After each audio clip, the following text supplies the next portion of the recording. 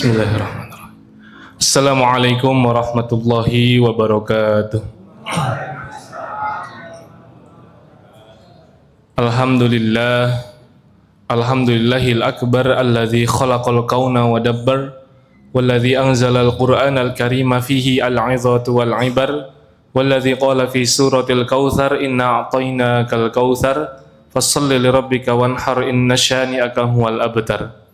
Asyhadu an la ilaha illallah wahdahu la syarika lah jalla 'anil syabihi wal mathili wal kufi wan nadhir wa asyhadu anna Muhammadan 'abduhu wa rasuluh wa safiyyuhu wa khaliluh wa khiratuhu min khalqihi wa aminuhu ala wahyihi arsalahu rabbuhu rahmatan lil alamin wa hujjatan 'alal 'ibadi ajma'in fahdallahu bihi ta'ala minadh dhalalah wa bassara bihi minal jahalah wa kaththara bihi ba'dal qillah wa aghna bihi ba'dal 'ailah. Wassalatullahi alaihi wa ala alihi at-tayyibin wa ashabihi al-ghurril mayamin. Mattasalat 'ainun min nadhar wa wa'at udhunun bi khabar wa sallama tasliman katsira. Allahumma 'allimna ma yanfa'una wanfa'na bima 'allamtana rabbana zidna 'ilma.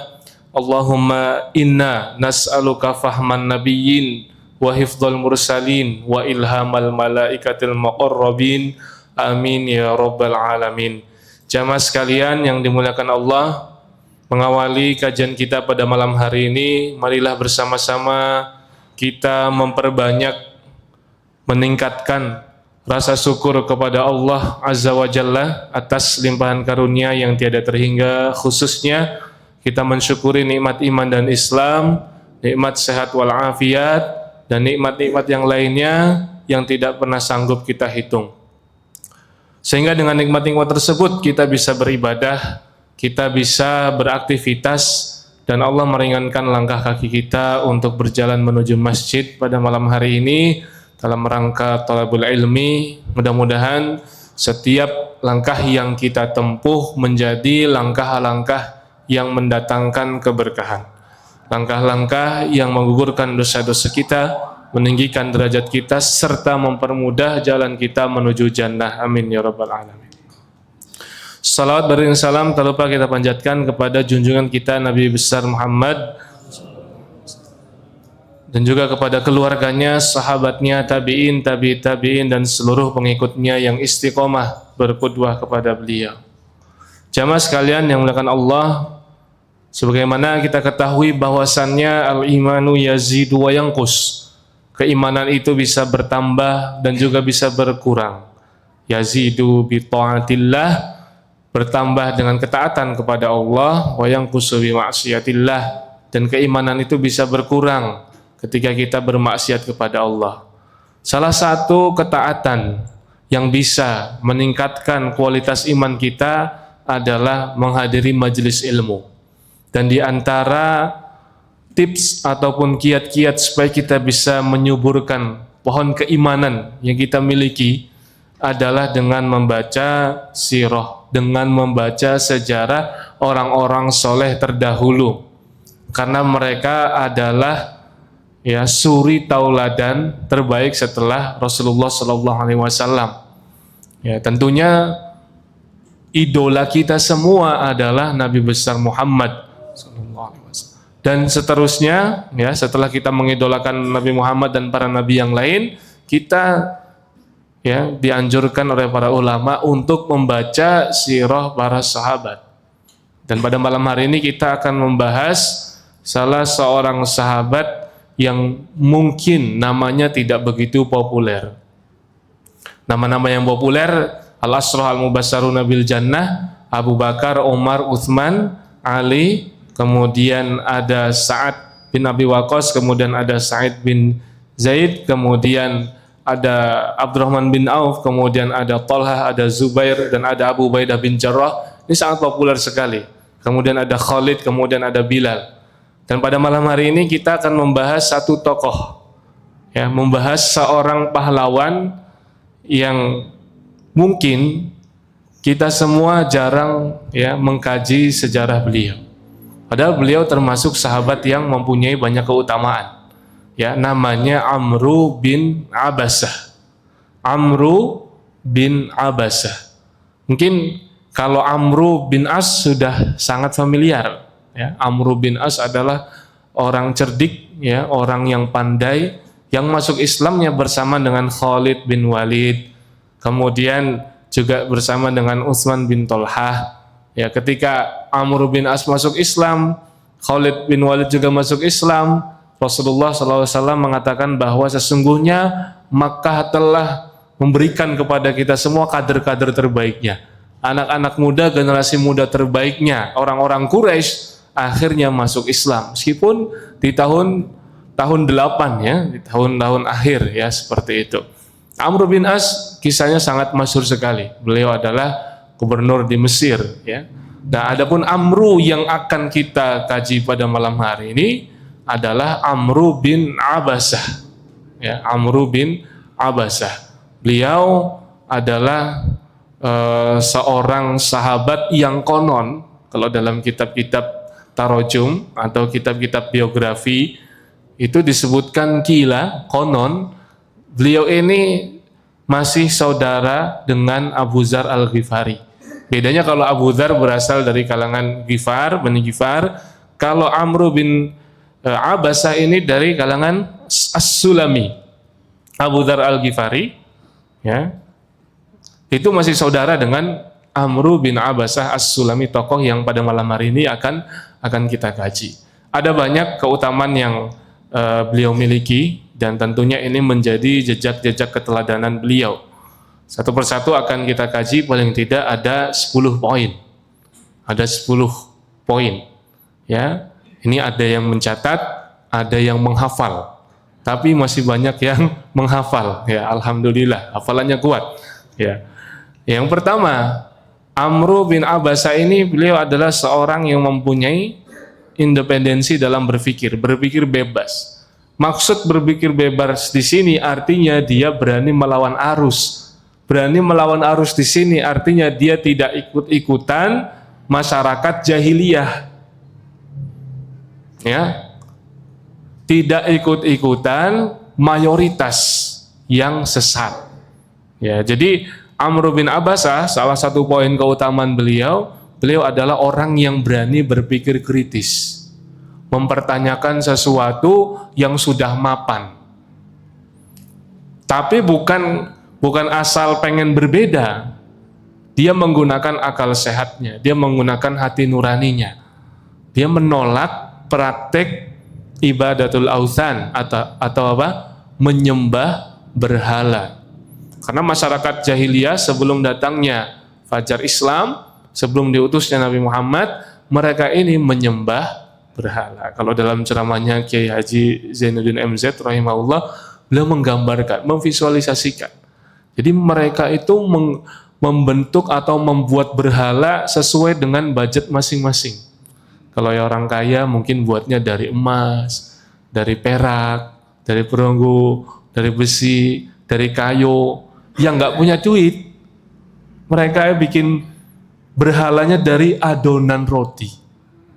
Saking nggak punya duitnya, akhirnya mereka ketika lapar, ya Tuhan mohon maaf saya lapar, Tuhannya dimakan. Ini saya pernah dengar dari ceramahnya beliau. Nah, kalau kita mendengar kesaksian dari Amru bin Abasah, itu lebih miris lagi.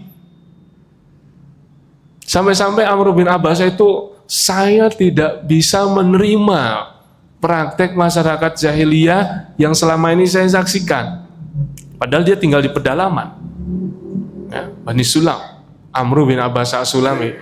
Dia berkata bahwa bagaimana mungkin ya orang-orang yang saya saksikan ini, mereka karena saking nggak punya uang untuk beli berhala gitu ya, atau membentuk berhala, mereka cari batu untuk dijadikan Tuhan. Mereka nemu 4 batu, 3 batu dijadikan tungku, yang 1 disembah. Nanti kalau mereka safar, perjalanan menemu batu yang bentuknya lebih indah atau lebih mengkilap gitu ya, itu diganti, Tuhan yang sebelumnya dibuang. Jadi seperti itulah kondisi masyarakat Arab jahiliyah mayoritas. Maka poin utama yang dimiliki oleh Amr bin Abasah adalah kemandirian dalam berpikir, ya, kritis, tidak ikut-ikutan mayoritas yang ternyata itu sesat. Berani melawan arus yang keliru. Amru bin Abasah mempertanyakan hal tersebut, dia konsultasi kepada ahli kitab. Dia melakukan perjalanan, mengembara, safar, cari orang pintar, cari orang yang bisa diajak diskusi. Ya, ngajak ngobrol ahli kitab, menurutnya ini nggak masuk akal. Ya, praktek seperti ini tidak bisa diikuti. Maka kata ahli kitab ini, sabar, tenang saja. Sebentar lagi akan datang seorang yang menjadi nabi akhir zaman, dia muncul dari Mekah. Dia akan membawa agama yang benar. Dia akan membawa ajaran tauhid. Maka setiap kali Amr bin Abasah melihat ada kafilah dagang yang datang dari Mekah, dia tanya ciri-ciri nabi itu. Dia tanya, belum dapat. Sampai bertahun-tahun dia mencari dan menanti, ya, dengan penuh kesabaran datangnya nabi akhir zaman. Begitu dia mendengar ada seseorang yang tidak menyukai berhala-berhala kaumnya, tidak menyukai penyembahan kepada authan, dan dia sekarang sedang menjadi buah bibir di Makkah. Maka Amr bin Abasah dari pedalaman, ya, memacu untanya berangkat menuju Makkah.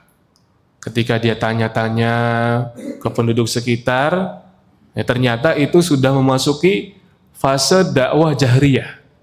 Jadi Rasulullah itu sedang transisi dari dakwah Syria, dakwah sembunyi-sembunyi selama 3 tahun, transisi ke dakwah jahriyah. Artinya sudah mulai ada tekanan-tekanan dari kafir Quraisy dan Rasulullah sudah mulai menampakkan dakwahnya, tapi belum totalitas. Hanya bisa ditemui di malam hari. Itu pun ketika Rasul tawaf di keliling Ka'bah. Nah, maka sambil memperhatikan, karena beliau tidak mau, ya, beliau Amr bin Abasah ini tidak mau menjadi pusat perhatian, maka beliau menunggu momen yang tepat ketika Rasulullah sedang sendiri, ketika Rasulullah tidak ditemani oleh siapapun. Maka Amr bin Abasah bertanya, mengenalkan diri, kemudian bertanya, diskusi, ya, tidak lama kemudian terjadilah dialog. Intinya Amr bin Abasah mempertanyakan, engkau ini siapa? Aku adalah nabi. Nabi itu apa? Nabi adalah orang yang diutus Allah. Benar engkau diutus Allah? Iya. Apa yang Allah ajarkan? Apa yang Allah tugaskan kepada engkau jika engkau adalah seorang nabi dan rasul? Maka Nabi Muhammad menjawab bahwa aku diperintahkan untuk mendakwakan la ilaha illallah. Tidak ada Tuhan selain Allah. Kemudian apa lagi? Aku diperintahkan untuk apa? Membagi-bagi makanan. Ya, it'amut ta'am. Kemudian apa lagi? Membantu orang yang kesusahan. Kemudian apa lagi? Silatul arham. Menjalin tali silaturahim. Tidak lama, Amr bin Abasah yang memang, ya, sudah sangat lama menanti kedatangan seorang nabi, akhirnya beliau bersyahadat. Dan karena ketika itu kondisinya belum kondusif, Rasulullah SAW memerintahkan Amr bin Abasah kembali ke kaumnya, jangan tinggal di Makkah karena Makkah tidak aman. Banyak para sahabat yang lain itu disiksa seperti Bilal, kemudian Khabbab bin Al-Ard, bahkan Utsman, orang-orang yang terpandang pun tidak luput dari siksaan. Abu Bakar As-Siddiq bahkan sempat ingin kabur, artinya pindah dari Mekah. Namun di jalan dia dicegat oleh Ibnu Dughna dan Abu Bakar As-Siddiq mendapat perlindungan dari Ibnu Dughna ini. Jamaah sekalian yang dimuliakan Allah Subhanahu wa taala, intinya Amr bin Abasah adalah seorang yang tidak asal ikut-ikutan. Bahaya ini kalau kita ikut-ikutan tren. Kata Rasulullah, la takunu imma'ah. Janganlah kalian menjadi generasi imma'ah. Apa itu imma'ah?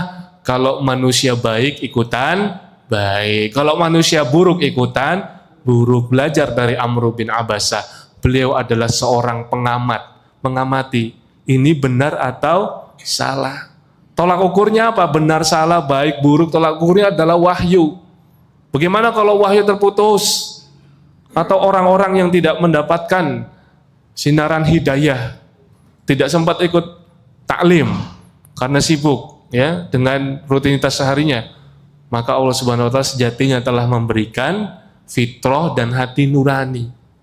Jadi Amr bin Abbasah adalah bukti bahwa meskipun wahyu terputus ketika itu antara Nabi Isa dan Nabi Muhammad dan masyarakat jahiliyah ya macam-macam, tapi Amr bin Abbasah masih mengaktifkan hati nuraninya dan akal sehatnya, dan itulah fitrah. Fitrah manusia itu kan bertauhid. Kullu mauludin yuladu ala fitrah fa abawahu yuhawidanihi aw yumajjisanihi aw yunassiranihi. Setiap ya anak yang terlahir, mereka terlahir dalam keadaan fitrah suci, bertauhid, mengesahkan Allah.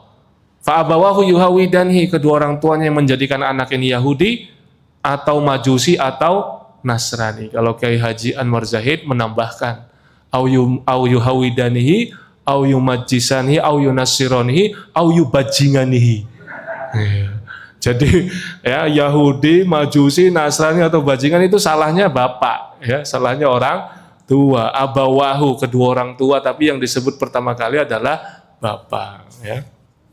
Kemudian jamaah sekalian yang dirahmati Allah, teladan kedua, jejak keteladanan kedua yang bisa kita pelajari dari sosok Amr bin Abbasah adalah beliau ini loyalitas yang sangat kuat kepada kebenaran. Setelah beliau tahu al-haq, ya, setelah beliau tahu yang benar ini seperti ini, maka beliau tetap beriltizam, ya, teguh pada pendiriannya. Ini adalah kebenaran yang akan saya pegang, kebenaran yang akan saya perjuangkan. Singkat cerita, setelah beliau bertemu dengan Rasulullah SAW, kemudian beliau bersyahadat, beliau berbaiat, menyatakan sumpah setianya kepada Nabi, beliau disuruh berdakwah kepada kaumnya. Setelah itu nanti kalau Islam sudah menang, silahkan engkau mencari aku di mana. Langsung dapat tugas. Tugasnya apa? Cari tempat aman, ya, dan cari pengikut.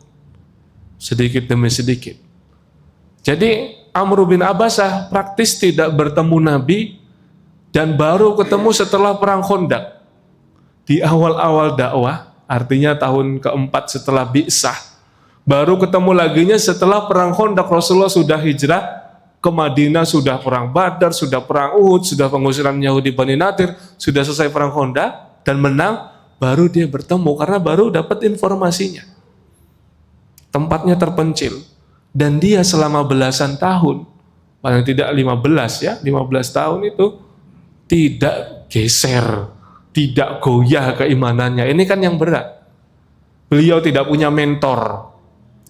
Cuman sekali syahadat, kemudian menyatakan kesetiaan kepada Nabi, kemudian dapat tugas, tidak tidak ada halakoh gitu ya. Tidak ada kajian majelis. Biasanya kalau santri-santri ini sedikit bocoran ya. Sedikit bocoran bagi bapak-bapak yang enggak menyekolahkan anaknya di pesantren atau yang belum pernah pesantren. Biasanya santri-santri setelah lulus kemudian masuk ke kampus-kampus ya, itu mereka akan ikut dalam kajian-kajian dalam halakoh-halakoh. Tujuannya supaya sibghoh ataupun nilai-nilai keislaman, nilai-nilai ilahiyah yang diajarkan oleh para asatidnya di pondok tidak luntur. Namun ada juga yang kemudian out of control ya.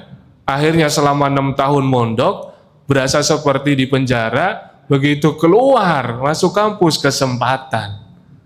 Kayak singa keluar dari kandangnya. Yang awalnya penasaran akhirnya ketagihan. Tapi ya senakal-nakalnya santri karena dia pernah mondok tahu jalan pulang ya. Iya, tahu caranya taubat meskipun pernah nakal. Barangkali ada yang kecewa, ini kelakuan santri kok kayak gini. Katanya lebih pesantren, ya dia juga manusia. Apalagi dia belum pernah nakal. Akhirnya pengen coba-coba nakal, ketemu temen yang nggak benar. Ya, saya pernah dengar dari Ustaz Manap dulu pernah cerita bahwa beliau punya murid yang akhirnya ya merantau ke luar negeri, ke Australia kalau tidak salah. Namanya orang Indonesia kan, kadang kalau ngeliat bule itu langsung, wah, inferiority kompleksnya gitu.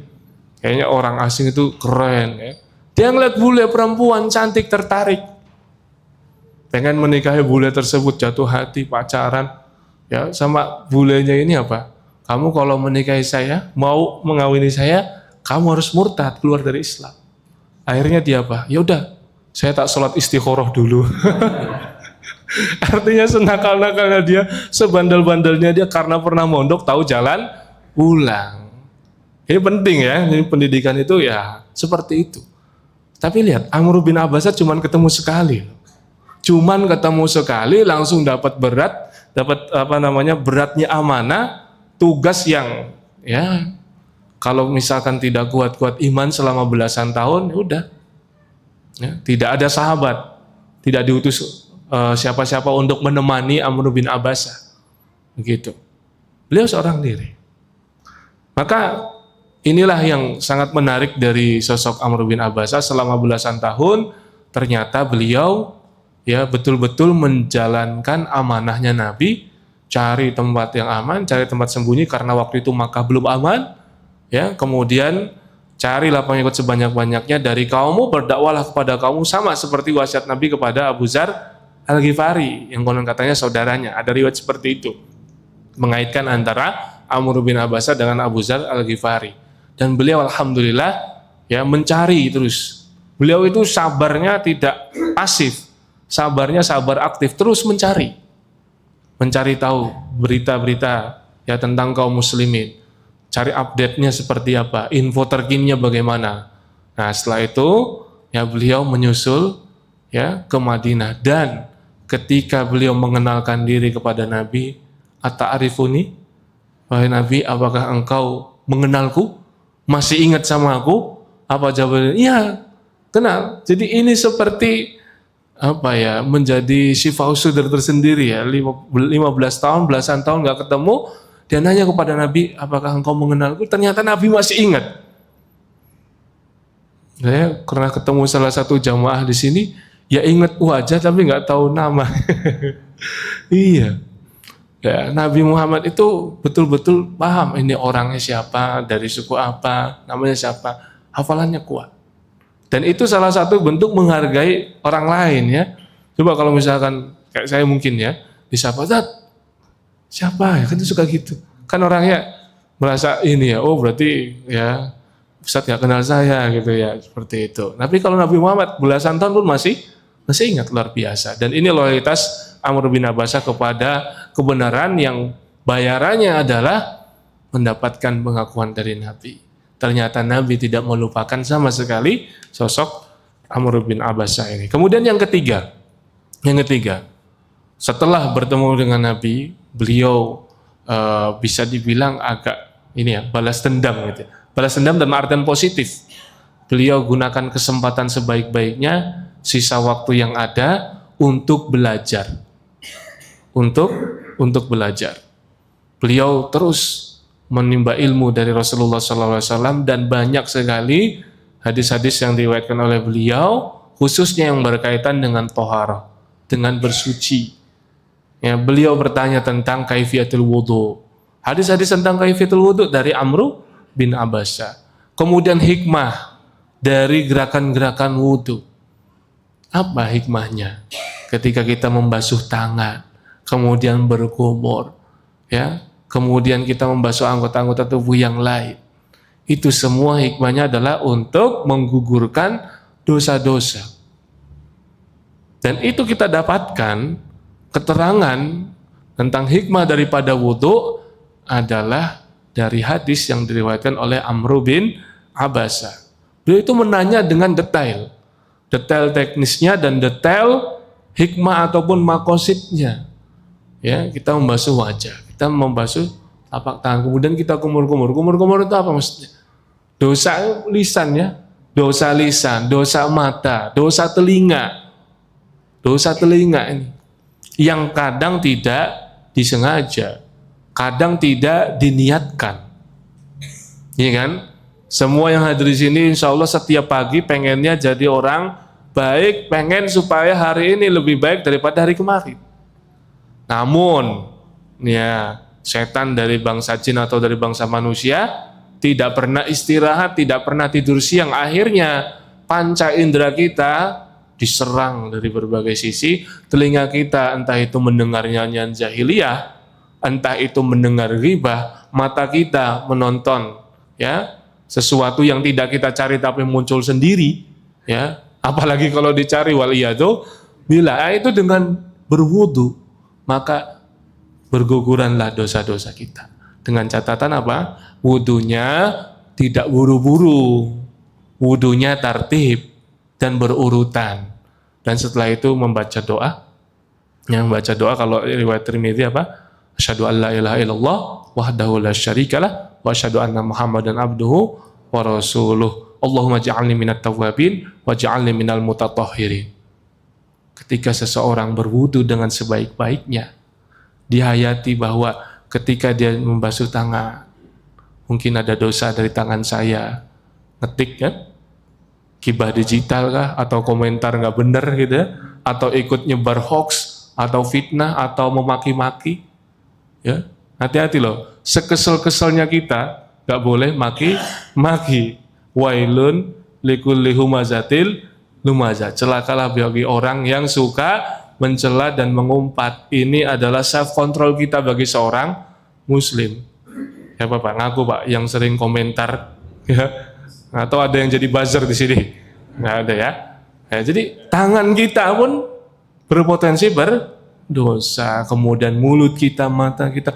Lalu kita berdoa seperti doa yang tadi, maka Allah bukakan 8 pintu surga bagi kita. Tapi terkadang kita wudhu pun kurang khusyuk. Gimana sholatnya khusyuk kalau wudhunya saja tidak tertib, buru-buru. Inna fis sholati la syughla, kata Rasulullah, sesungguhnya dalam sholat itu ada kesibukan. Rasulullah sibuknya apa? Mengingat Allah. Kalau kita sibuknya apa? Iya. Kadang benda-benda kecil yang hilang, nyempil entah kemana, ingatnya pas sholat gitu ya. Ya seperti itu. Nah, beliau adalah seorang yang sangat semangat di dalam menuntut ilmu. Beliau mempertanyakan tentang hakikat iman, tentang hakikat Islam, dan beliau mempertanyakan tentang ya amalan-amalan utama yang paling afdol seperti apa. Dan beliau karena saking semangatnya dalam menuntut ilmu, maka sahabat-sahabat senior, sahabat-sahabat yang dikenal ahli ilmu sekalipun belajarnya sama Amr bin Abbas. Padahal beliau baru ketemu lagi dengan Nabi pasca perang Khandaq setelah 15 tahun berpisah. Siapa yang belajar sama beliau? Abdullah bin Mas'ud. Siapa yang belajar sama beliau? Abu Umamah al-Bahili. Ya, para perawi-perawi hadis, para ahli tafsir, para ulamanya sahabat pun belajarnya dari Amr bin Abbas. Karena beliau, wah, saya udah lama nggak ketemu dengan Nabi. Kesempatan ini adalah ya waktu yang Allah berikan kepada saya untuk banyak belajar kepada Nabi.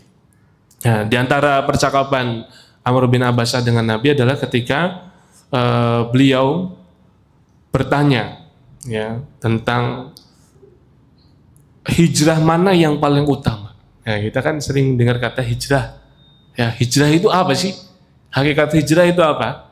Hijrah manakah yang paling utama? Maka Rasulullah menjawab, engkau meninggalkan apa yang dibenci oleh Tuhanmu. Hijrah itu berpindah. Hijrah itu meninggalkan suatu tempat menuju tempat yang lain. Makna hijrah juga adalah meninggalkan satu kebiasaan buruk kepada kebiasaan baik. Dan sebaik-baik hijrah yang paling afdal adalah ketika kita meninggalkan sesuatu yang dimurkai dan tidak disukai oleh Allah. Itu hijrah yang paling afdal. Kemudian Amr bin Abbas bertanya lagi, jihad mana yang paling utama? Maka Rasulullah menjawab, seseorang yang darahnya tertumpah dan kuda perangnya terbunuh. Artinya jihad itu kan banyak. Bisa jihad dengan lisan, itu bagian dari jihad. Kemudian jihad dengan harta, jihad dengan ilmu, ya. Bahkan suami yang bertanggung jawab keluar rumah mencari nafkah juga jihad, bernilai jihad. Tetapi jihad yang paling utama adalah ketika seseorang keluar untuk meninggikan kalimat la ilaha illallah, kemudian darahnya tertumpah dan kudanya terbunuh. Kemudian Amr bin Abbas bertanya lagi, wahai Rasulullah, kabarkanlah kepadaku tentang salat manakah yang paling utama? Maka Rasul menjawab, berdiri lama dalam kekhusyuan. Jadi salat yang paling utama adalah salat ketika kita berdiri yang paling lama. Tentunya bukan sholat berjamaah, karena sholat berjamaah harus diringankan, begitu. Tapi kalau kita sendiri, ya bangun malam, ya bebas. Kita mau 10 ayat, 100 ayat, atau 1000 ayat, ya terserah ya, semampunya kita. Kemudian yang keempat, beliau adalah seorang sahabat yang amanah dan profesional. Jadi beliau ini setelah bergabung dengan Nabi di Madinah, beliau ikut dalam peperangan-peperangan penting, yang otomatis beliau tidak ikut perang Badar, ya, tidak ikut perang Badar. Walaupun ada yang mengatakan beliau ikut perang Badar, tapi kan lihat, beliau baru datang setelah perang Khandaq, berarti nggak ikut perang Badar. Yang jelas beliau ikut Fathu Makkah, kemudian ikut perang Hunain, kemudian ikut Hisar Taif, dan peperangan-peperangan penting bersama Nabi. Di era Nabi beliau tidak luput, tidak ketinggalan membersamai Nabi dalam peristiwa-peristiwa besar ketika beliau sudah di Madinah.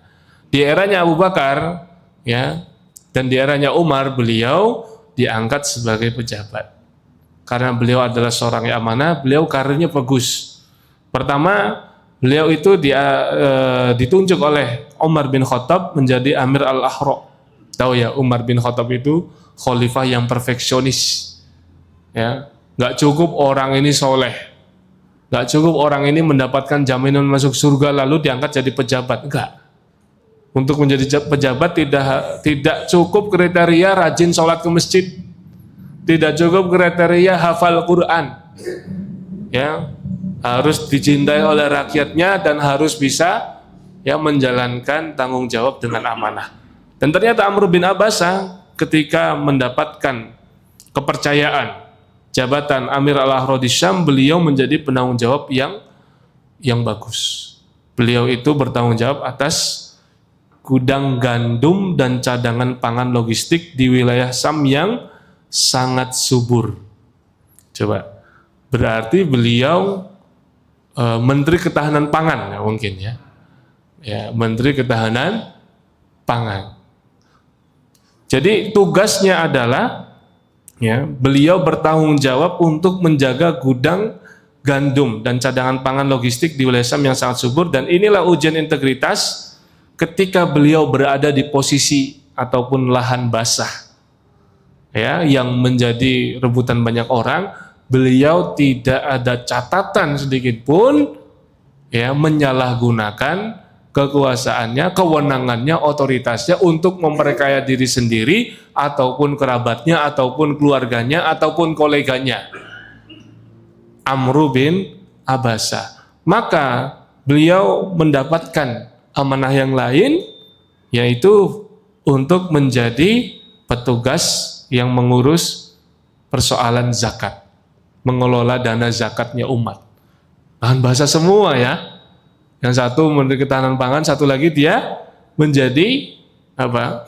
Yang mengelola dana keumatan, dana zakatnya umat. Potensinya luar biasa. Ini kalau mau nilep sedikit bisa apa enggak ini? Jangankan sedikit, banyak pun bisa. Tapi beliau bukan tipe seperti itu. Karena kalau tipe seperti itu pasti langsung dicopot oleh Umar. Umar pasti tahu, pasti ada riwayatnya. Dan alhamdulillah beliau bisa menjalankan tugas itu tanpa ada kasakusuk, tanpa ada, ya, kalau bahasa sekarang, ya, mungkin dipanggil KPK itu nggak pernah. Iya, tidak ada kaitannya dengan korupsi, kolusi ataupun nepotisme. Ini sulit. Kullukum mas'ulun, ya, kullukum ra'in wa kullukum mas'ulun an ra'iyati. Setiap kita adalah pemimpin dan setiap pemimpin itu pasti akan dimintai tanggung jawabnya oleh Allah Subhanahu wa ta'ala. Cuman ya begitulah, di Indonesia ini kasus korupsi kayaknya nggak habis-habis dan korupsinya ratusan triliun. Ternyata mereka itu punya prinsip apa? Survival, bertahan hidup, ya.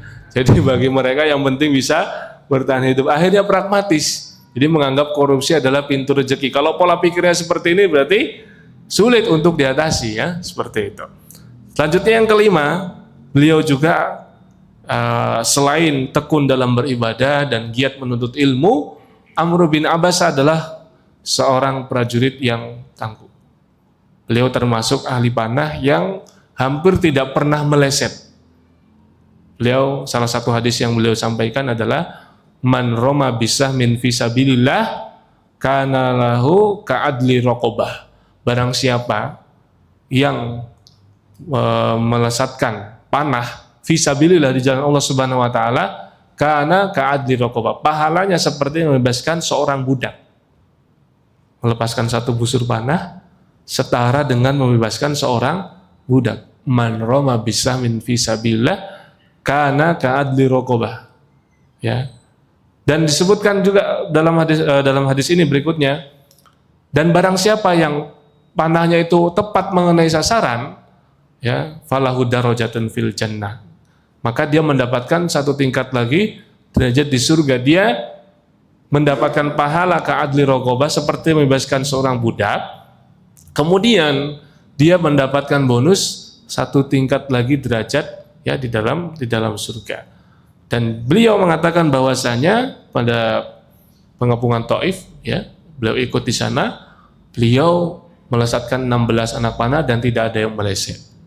16 anak panah dan tidak ada yang meleset. Selain itu beliau juga ikut dalam pertempuran Yarmuk. Ini terjadi di era transisi Abu Bakar ke Umar, ya, di mana, ya, kaum muslimin berhadapan dengan pasukan Romawi, ya. Kaum muslimin hanya 36.000, ya. Kemudian orang-orang Romawi 240.000. Dan kaum muslimin menang. Orang-orang Romawi 70.000, yang ketika itu jenderal Romawinya masuk Islam karena melihat ketangguhan dan ketangkasan Khalid. Meskipun namanya tidak sepopuler Khalid, tetapi Amr bin Abbasah juga menjadi salah satu panglima penting yang memimpin satu pasukan, ya, detasemen pasukan yang ikut dalam perang Yarmuk, perang penting, ya, dalam sejarah Khulafaur Rasyidin. Nah, kemudian beliau juga di usia senja, di masa tuanya, berarti sudah masuk era Daulah Umayyah. Jadi di era Nabi beliau ada era Nubuwah, kemudian era Khulafaur Rasyidin, kemudian era Daulah Umayyah, beliau juga ikut hadir. Semuanya beliau ikut berjihad di 3 era Nabi, ya, kemudian era Khulafaur Rasyidin dan era Daulah Umayyah, meskipun usianya sudah sangat tua.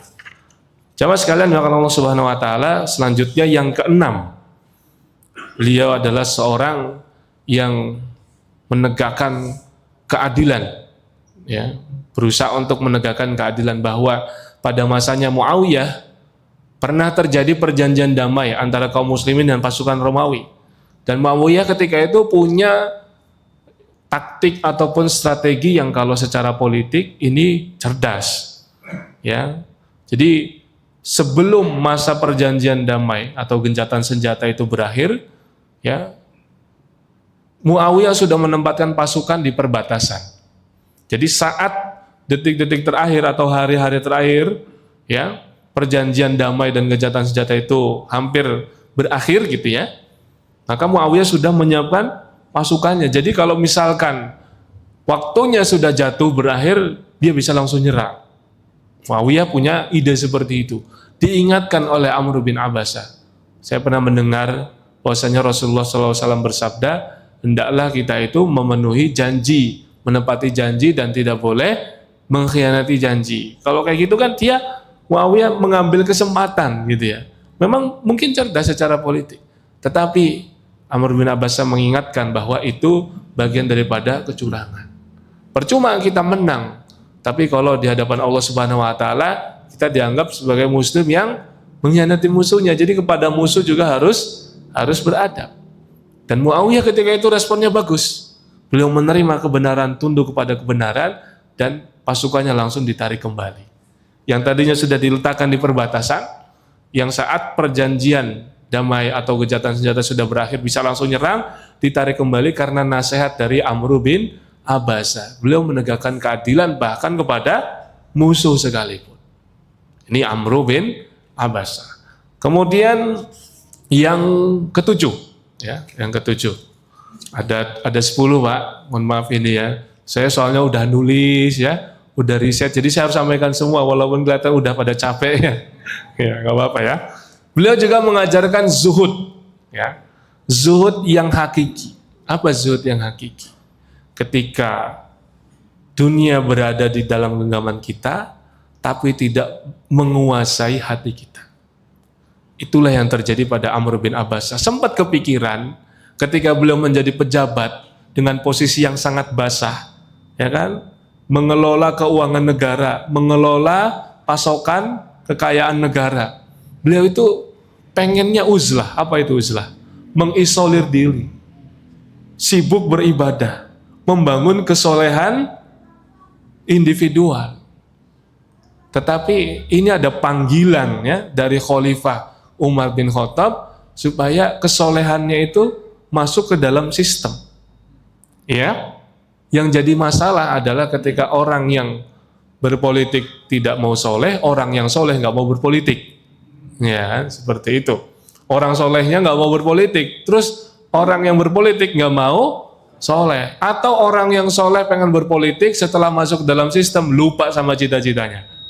Ada juga yang seperti itu, ya, aktivis-aktivis Islam yang punya idealisme, yang punya cita-cita, yang sering demo jadi orator, punya basis massa, masuk ke dalam sistem pengen mengubah dari dalam, malah dia yang terubah, ya kan? Niatnya pengen jadi tongkatnya Nabi Musa yang melahap ular-ularnya Fir'aun. Nggak taunya dia cosplay jadi ular beneran ya. Tadi dia mau cosplay jadi ular, yang malah jadi ular beneran, yang nggak mau jadi tongkat lagi ya. Seperti itu. Nah, beliau Amr bin Abbasah tahu bahwa ini posisi yang bisa merusak hatinya, mengganggu kekhusyuan dalam beribadah. Tetapi hakikat zuhud adalah ketika dunia berada dalam genggaman kita, tidak menguasai hati kita, dan itu yang diamalkan oleh beliau. Beliau tidak meninggalkan jabatan. Pengennya sih uzlah, beliau sempat pengen ya ada sebuah gunung namanya Gunung Baisan. Ada bukit di sana, dia pengen uzlah di situ, pengen bertahanus, pengen memperbanyak zikir, pengen berkholwat. Ya, tapi ya beliau tinggalkan keinginan pribadi demi menjalankan tugas negara ya. Beliau mengabdi kepada negara. Ketika itu khalifahnya adalah Umar bin Khattab. Kemudian yang selanjutnya, yang ke-8, beliau mengajarkan kepada kita bagaimana ikhtiar terbaik di dalam menjaga keikhlasan. Ya, jadi beliau itu pernah bersama sahabat-sahabat yang lain, Al-Miqdad bin Aswad, kemudian Musafi bin Habib, ya, mengembala kambing. Kemudian di saat jatahnya Amr bin Abbasah mengembala kambing, kemudian dia sholat. Ya, sholat. Ketika beliau sholat itu dinaungi awan. Kemanapun Amr bin Abbasah pergi, itu ada awan yang menaungi. Lalu ada salah satu budaknya atau mantan budaknya Ka'ab yang melihat, kemudian merasa terkejut dan takjub dengan fenomena tersebut. Ini Amr bin Abbasah selalu diikuti awan yang menaunginya. Maka kata Amr bin Abbasah, yang kayak gini jangan diceritakan ke siapa-siapa, atau kalau enggak hubungan kita selesai.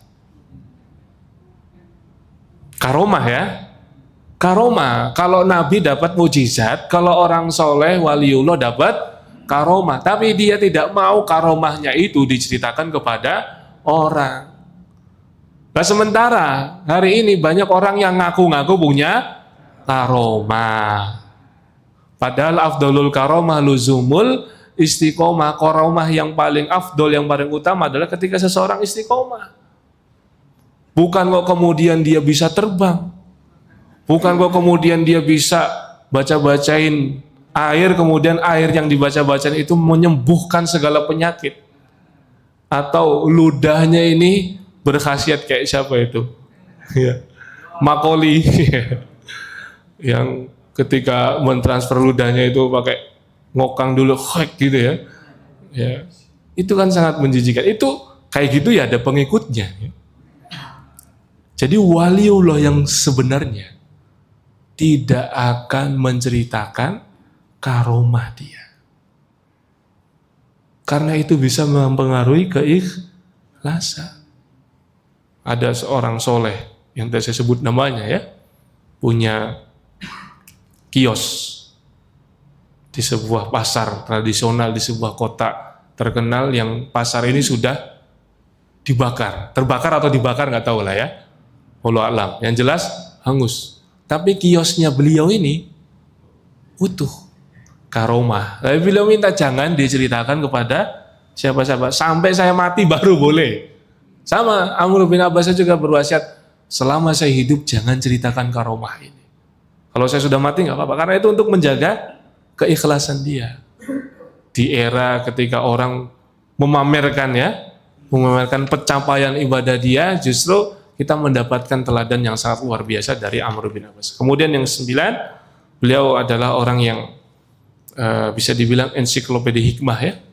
Beliau mempunyai banyak hafalan hadis. Di antara hadis yang beliau hafal adalah tentang keutamaan membangun masjid.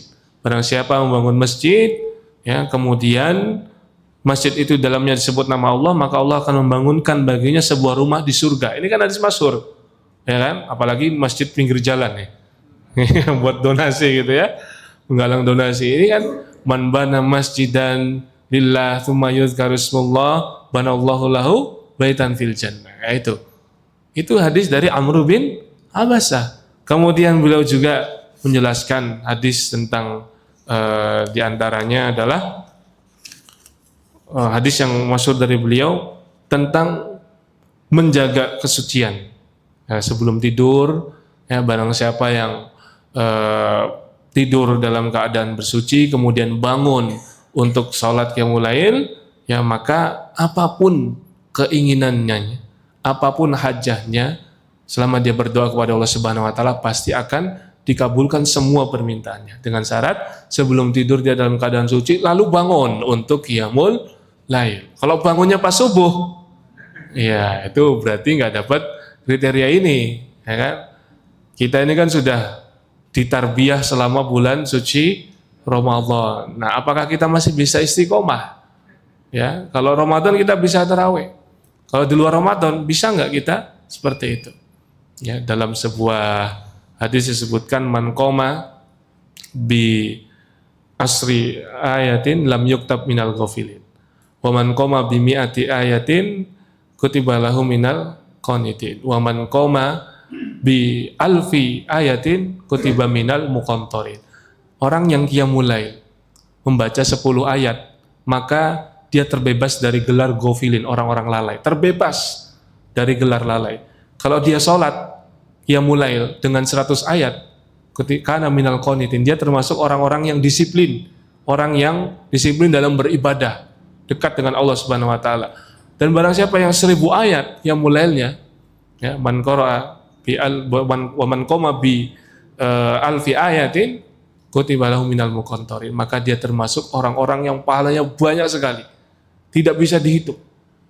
10 ayat minimal, karena ada level-levelnya 10, 100, 1000, 10 ayat trikul nih kan, Al-Ikhlas, kemudian Al-Falaq, kemudian An-Nas, itu bahkan 11 ayat ya minimal witir, ya, maka itu sudah cukup untuk membebaskan diri kita dari gelar al-ghafilin, orang-orang yang lalai. Alhamdulillah. Kalau mau naik level lagi 100 ayat dari Al-Zalzalah, Al-Adiyat, Al-Qari'ah, kemudian Al-Hakumut Takatsur, Al-Asr, Al-Humazah, Al-Fil, Quraisy, Al-Ma'un, kemudian Al-Kautsar, kemudian Al-Kafirun, Tabat Syada, kemudian Idza Ja'a Nasrullah, kemudian Tabat Syada, kemudian Trikul. Itu sudah 100 ayat. Sudah termasuk minal qanitin, hamba Allah yang disiplin dalam beribadah. Bisa kok, nggak nyampe 25 menit. Kalau mau next level lagi 1000 ayat.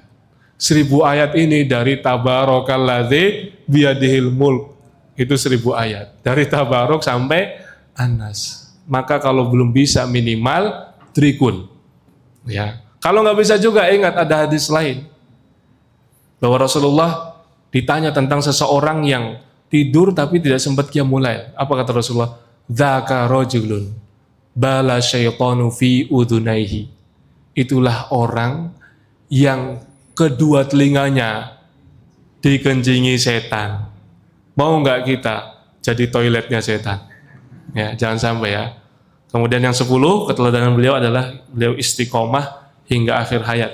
Beliau diperkirakan meninggal tahun 60 Hijriah, usianya cukup panjang, dan beliau adalah orang yang sesuai dengan hadis yang beliau sampaikan. Salah satu hadis yang beliau sampaikan adalah man syaba syaibatan fi sabilillah kanat lahu nuran yaumal qiyamah. Barang siapa yang tumbuh uban fi sabilillah sementara dia tetap istiqomah di jalan Allah, maka itu akan menjadi cahaya pada hari kiamat. Rambutnya beruban, kumisnya beruban, janggutnya beruban. Itulah yang dialami oleh Amr bin Abbasah di hari akhirnya. Beliau insyaallah husnul khatimah. Mudah-mudahan kita bisa meneladani beliau, mudah-mudahan Allah meridhai beliau dan meridhai para sahabat yang lain radhiyallahu anhum ajmain. Jazakumullahu khairan. Assalamualaikum warahmatullahi wabarakatuh.